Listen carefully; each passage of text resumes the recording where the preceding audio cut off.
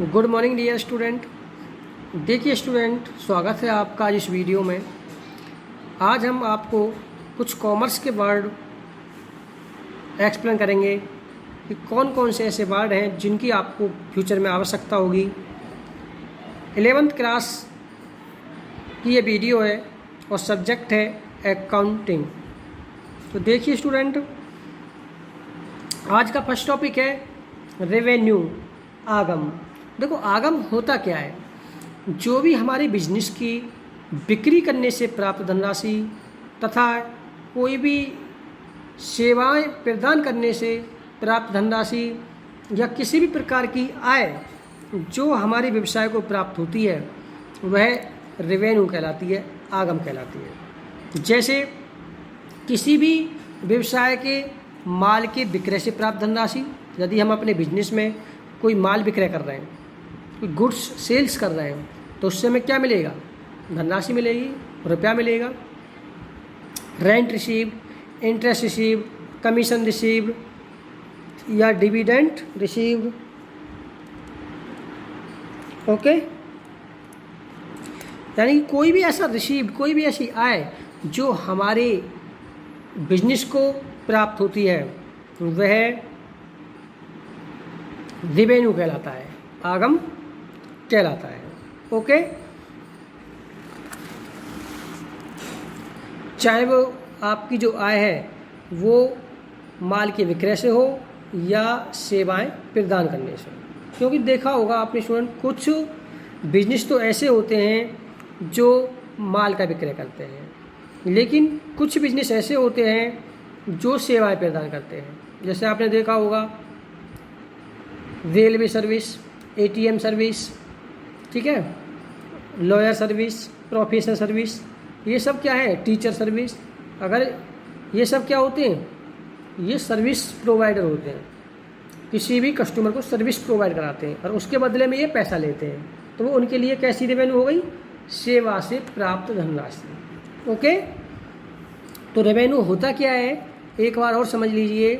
किसी भी बिजनेस के माल के विक्रय से प्राप्त धनराशि तथा किसी भी बिजनेस के सेवा प्रदान करने से प्राप्त धनराशि या कोई भी किसी भी प्रकार से अन्य प्राप्त धनराशि ही उस बिजनेस की आगम कहलाती है।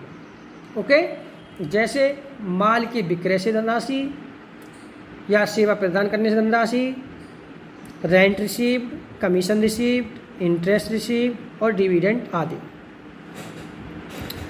अब देखिए टॉपिक नंबर सेकंड है व्यय।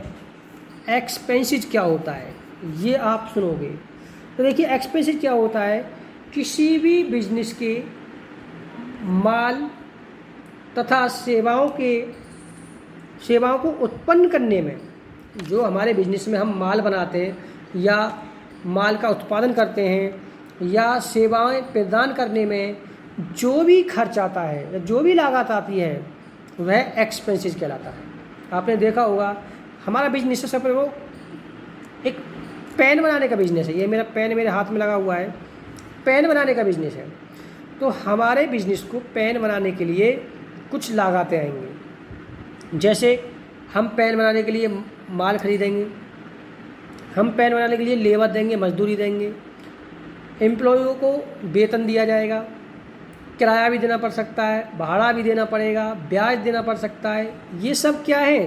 ये उस बिजनेस के व्यय कहलाएंगे।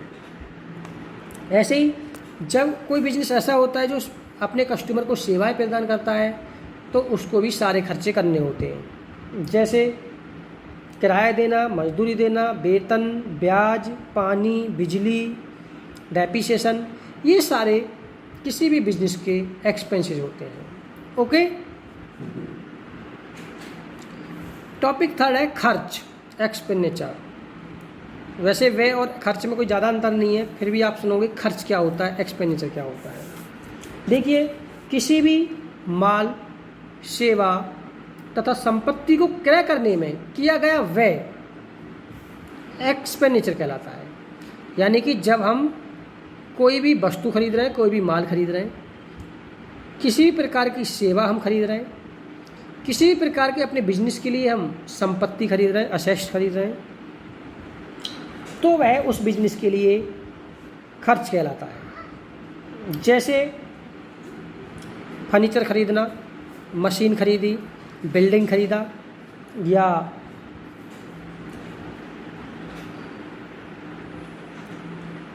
जो हम माल खरीद रहे हैं उसकी लागत दी, मजदूरी देना, किराया देना, वेतन देना, ये सब क्या है? ये सब बिजनेस के खर्चे हैं। ठीक है भाई, जितनी भी संपत्ति है उनको खरीदने में किया गया खर्चा, जैसे फर्नीचर, बिल्डिंग, मशीन, प्लांट, या जितना भी हम माल खरीद रहे हैं उसमें किया गया व्यय, या उस माल के अंतर्गत किराया देना, भाड़ा देना, वेतन देना, मजदूरी देना, ये जितने भी खर्चे होते हैं एक बिजनेस के, उस कुल मिलाकर के सारे खर्चों, सारे व्ययों को हम खर्च कहते हैं। ओके। जो एक्सपेंडिचर होते हैं वो 2 टाइप्स के होते हैं, कैपिटल एक्सपेंडिचर और रेवेन्यू एक्सपेंडिचर। सबसे पहले पूंजीगत खर्च समझेंगे। देखिए, पूंजीगत खर्च व्यापार में लंबे समय के लिए किए जाते हैं, दीर्घकालीन समय के लिए किए जाते हैं। जैसे मशीन पर किया गया खर्चा, बिल्डिंग खरीदना, फर्नीचर खरीदना, प्लांट खरीदना, ये सब किसी भी बिजनेस के क्या है? दीर्घकालीन खर्चे हैं, लंबे समय के लिए। भाई आप कोई भी बिजनेस में मशीन खरीदोगे, लंबे समय के लिए खरीदोगे, फर्नीचर भी लंबे समय के लिए खरीदोगे। तो ये जितने भी खर्चे होते हैं ये पूंजीगत खर्च कहलाते हैं, यानी कि व्यापार की संपत्तियों पर किया गया खर्चा पूंजीगत खर्च कहलाता है। और नेक्स्ट टॉपिक है रेवेन्यू एक्सपेंडिचर, आयगत खर्च। देखिए, ऐसा खर्च जिसका संपूर्ण लेखांकन 1 वर्ष के अंदर ही किया जाता है, या 1 वर्ष की ही लेखा अवधि होती है। आयगत खर्च किसी भी माल को उत्पादन करने के लिए किया जाता है। जब हम किसी भी माल को उत्पादन करते हैं, या किसी भी वस्तु का निर्माण करते हैं, या किसी भी वस्तु को हम बनाते हैं, उस वस्तु को बनाने संबंधी जो भी व्यय आता है वह आयगत खर्चा कहलाता है। या दूसरी परिभाषा, व्यवसाय को सुचारू रूप से चलाने के लिए दिन प्रतिदिन के जो खर्चे होते हैं वह आयगत खर्चे कहलाते हैं। जैसे वेतन, भाड़ा, मजदूरी, किराया, ब्याज दिया, ये सब कैसे खर्चे हैं? आयगत खर्च। एक बिजनेस को चलाने के लिए दिन प्रतिदिन के जो खर्चे होते हैं, या 1 वर्ष के लिए जो खर्चे होते हैं, शॉर्ट टर्म एक्सपेंसेस, वो रेवेन्यू एक्सपेंडिचर कहलाते हैं। ओके। 4th पॉइंट है प्रॉफिट, लाभ। लाभ क्या होता है? देखिए, किसी भी बिजनेस का लाभ अगर हम टोटल रेवेन्यू में से टोटल एक्सपेंडिचर या टोटल एक्सपेंसेस घटा दें तो वह रेवेन्यू कहलाता है। जैसे हमारे बिजनेस की टोटल रेवेन्यू है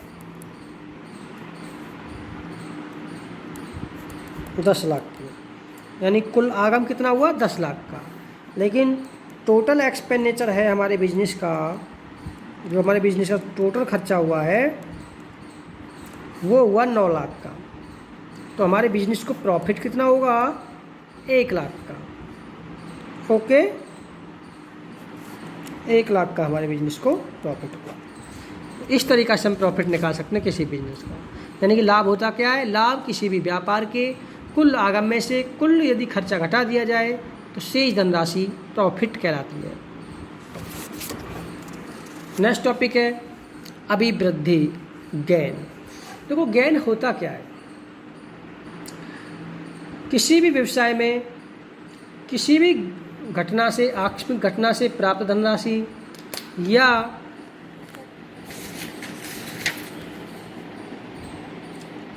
किसी प्रकार के लेन देन से, आकस्मिक घटना से प्राप्त धनराशि, या किसी भी लेन देन से जो आकस्मिक तरीके से प्राप्त हो वह गेन कहलाता है, लाभ कहलाता है। जैसे स्थायी संपत्ति के विक्रय से लाभ।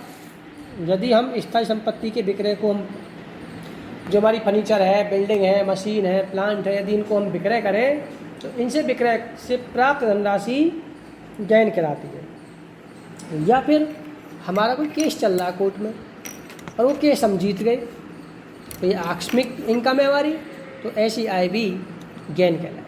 ओके, तो देखिए सभी स्टूडेंट, ये जो मैंने टॉपिक आपको दिखाई दे रहे हैं, ये चैप्टर नंबर 1 में न्यू बुक में